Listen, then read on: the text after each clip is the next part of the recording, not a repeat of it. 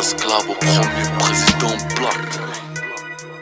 Ce qui m'amusait, c'était de réfléchir à la fois sur une musique que j'aime beaucoup et que je trouve forte, qui m'a bercé depuis longtemps, mais qui est aussi une sorte de musique qui épouse les valeurs du capitalisme, et ça on le voit dans le rap en fait. Par le bling bling, par les grosses voitures, par les filles super sexy dans les clips, par tous les types de codes visuels, et la Monnaie de Paris qui propose de faire un projet avec eux et qui eux fabriquent directement l'argent.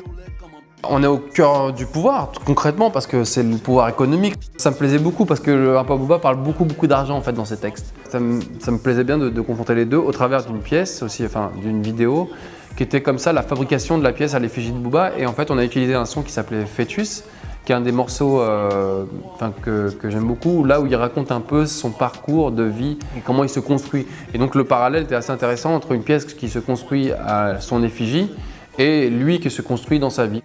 J'ai peur du noir, du croque-mitaine. J'ai la trique devant les clips de Farmer Mille. Ces deux univers tout d'un coup se rencontrent ou se confrontent au travers d'un objet qui est la pièce de monnaie.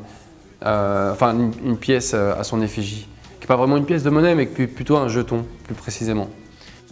On a le portrait de Booba sur ce côté-là et de l'autre côté en fait il y avait la Monnaie de Paris en fait. Voilà.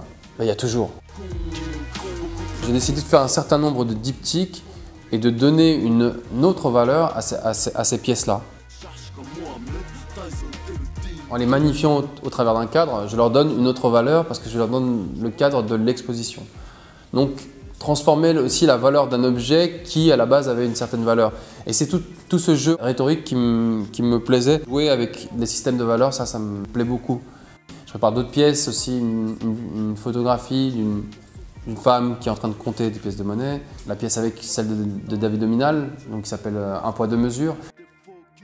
J'ai invité un dealer à faire un film sur lui, mais en commercial, et de faire le rapprochement entre le commercial et le dealer de drogue, et tout d'un coup de le considérer comme un marchand. Disons que j'ai souvent collaboré avec des gens qui n'étaient pas des artistes. Temps mort par exemple, je collaborais avec quelqu'un qui était en prison. J'arrive pas à fonctionner comme un élément qui n'est pas influencé par les choses qui l'entourent. Effectivement, je crois que les artistes ne sont pas des individus qui sont pas influencés par les autres.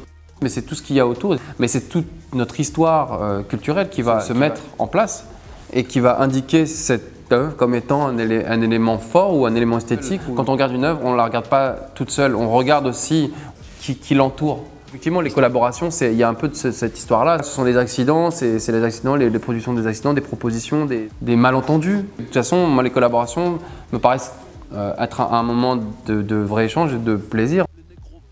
C'est pas une exposition où il y a une sorte de cohérence claire, mais c'est voilà, des éléments comme ça qui constamment se juxtaposent les uns aux autres. Ça met en rapport à la fois la question de la valeur, de l'argent, de la quantité. C'est produire des œuvres pour que tout se passe en dehors des œuvres. Ce n'est pas une accumulation d'œuvres accrochées, mais c'est des éléments comme ça disparates qui vont être posés pour créer en fait des tensions dans l'espace.